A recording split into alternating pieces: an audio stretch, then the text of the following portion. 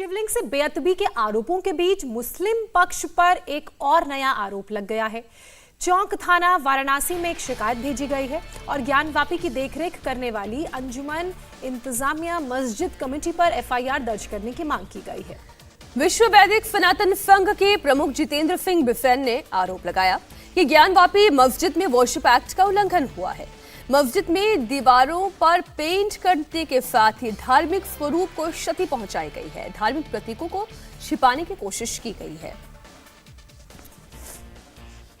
ये अंजुमन इंतजामिया मस्जिद कमेटी के ऊपर हमने मुकदमा दर्ज करने की बात करी है, क्योंकि उन्होंने ज्ञानवापी परिसर में मंदिर के जो प्रमाण हैं उनको छुपाने का, मिटाने का प्रयास किया है। बाकी कई चीज़ें हैं, उन्होंने पेंट के द्वारा धार्मिक चिन्हों को छुपाया है, चूना पट्टी भर के धार्मिक चिन्हों को छुपाने मिटाने का काम किया है और ये एक आपराधिक मामला बनता है।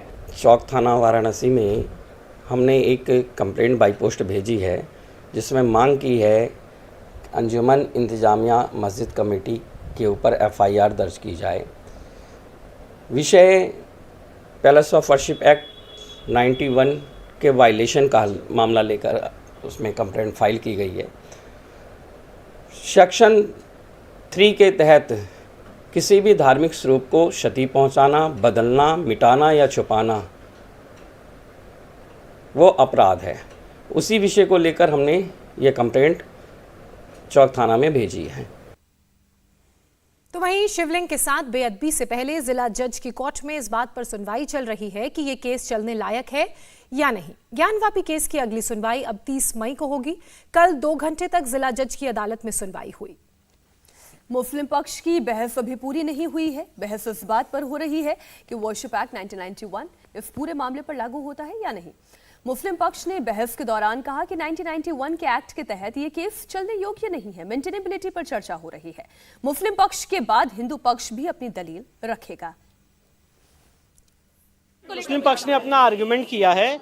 अभी ये 2 बजे कंटिन्यू रहेगा, मंडे को 2 बजे, और मुस्लिम पक्ष अपना आर्गुमेंट आगे बढ़ाएगा। ये सिर्फ एक ऑर्डर 7 रूल 11 की प्रक्रिया है और धीरे धीरे वो अपनी प्लेन के जो एवरमेंट्स है वो बहुत धीरे धीरे पढ़ रहे हैं। तो हम भी संयम से अपनी बात रखेंगे जब हमें मौका मिलेगा। 7-11 पे बहस हुई है। हमारी प्लेन के 12 पैरा उन्होंने पढ़े और जब मंडे को 2 बजे वो कंटिन्यू करेंगे, जब उनकी बहस हो जाएगी तो हम उसको रिस्पॉन्ड करेंगे। ऑर्डर 7 रूल 11 सीपीसी की सुनवाई के लिए, और उसी के तहत जो है पहले इसमें ये देखा जाता है कि लॉ पॉइंट क्या है, और सीपीसी के तहत इसको ये देखा जाता है कि प्लेंट ऑफ अवेयरमेंट क्या है, प्लेंट के आवश्यक तत्वों को देखा जाता है कि क्या चीज़ें क्या क्या उसमें कहे गए हैं, क्या वो चीज़ें 7-11 में बार्ड है या क्या है। इस संबंध में 7-11 के तहत किसी विधि से बार्ड है क्या है, उसे लॉ और विधि के अनुसार उसको देखा जाना है। उसी पर पूरी बहस स्टार्ट हो गई है और करीब करीब 2 घंटे तक उस पर कार्रवाई चली है और शाम 4 बज गया, समय समाप्त हो गया था। तो इसके लिए वो सोमवार को फिर 30 तारीख के लिए लगा दी गई है। आप लोगों को क्या लगता है कितना वक्त और लग जाएगा आप लोगों को जो अपनी दलील है उसको पूरा करने के लिए? कितना वक्त और चाहिए कम से कम? प्लेंट लंबा है, कुछ समय लगेगा उसमें। अभी आज हमको उन्होंने ऑब्जेक्शन भी नहीं दिया था। जब हमारी बहस आज स्टार्ट हो गई है तो उन्होंने हमारे 7-11 का ऑब्जेक्शन दाखिल किया, उसको भी हमने आज लिया, उसको पढ़ेंगे, उसको देखेंगे उन्होंने क्या ऑब्जेक्शन किया है, फिर उसका जो काउंटर होगा वो दिया जाएगा। थोड़ा समय तो लगेगा ही इसमें। हमारे साथ वाराणसी से संवाददाता गौनिका अरोड़ा इस खबर पर जुड़ गई हैं। गौनिका, आप देखिए ये मामला तो ऐसा लग रहा है एक एक दिन करके खिंचता जाएगा। अभी तक तो मुस्लिम पक्ष की दलीलें पूरी नहीं हुई, उसके बाद हिंदू पक्ष की भी दलीलों को रखा जाएगा। मेरे ख्याल सोमवार को इस पूरे मामले में बड़ा अहम दिन रहेगा। देखिए, बिल्कुल ऑर्डर 7 रूल 11 के तहत क्योंकि इसकी मेंटेनेबिलिटी को डिसाइड किया जाना है, ऐसे में हर पक्ष को विस्तार से सुना जाना जरूरी है और इसीलिए कल मुस्लिम पक्ष की तरफ से 2 घंटे तक जिरह की गई और अभी मुस्लिम पक्ष की जिरह बाकी है और ऐसा लग रहा है कि मुस्लिम पक्ष की जिरह कुछ लंबी चल सकती है, क्योंकि मुख्य तौर पर इस पूरे मामले में प्रतिवादी पक्ष जो है वो मुस्लिम पक्ष है। वो जो प्लेंट है उसको हर एक पैराग्राफ को, एक एक पंक्ति को कोर्ट में विस्तार पूर्वक पढ़ रहे हैं। 70 पेज की वो पूरी प्लेंट है। ऐसे में उसे पढ़ने में और कोर्ट कोर्ट में उसको लेकर अपना पक्ष रखने में जरूर वक्त लगेगा। वहीं दूसरी तरफ हिंदू पक्ष के दोनों पक्षों की तरफ से अभी अपनी दलीलें रखी जानी है। हालांकि कल बीच बीच में इंटरवेंशन करते हुए विष्णु जैन ने अपनी दलीलें रखी, लेकिन एक जो वक्त दिया जाता है हर पक्ष को, वो वक्त उनको भी दिया जाएगा। उसके बाद एडवोकेट कमिश्नर से भी कोर्ट में मौजूद रहेंगे। अब कल भी सुनवाई में मौजूद थे और अगली सुनवाई में मौजूद रहेंगे, और अगर उन्हें सबमिशंस देने के लिए कहा जाएगा, कोर्ट उनसे उनका पक्ष पूछेगा तो वो भी अपने सबमिशंस कोर्ट में देंगे।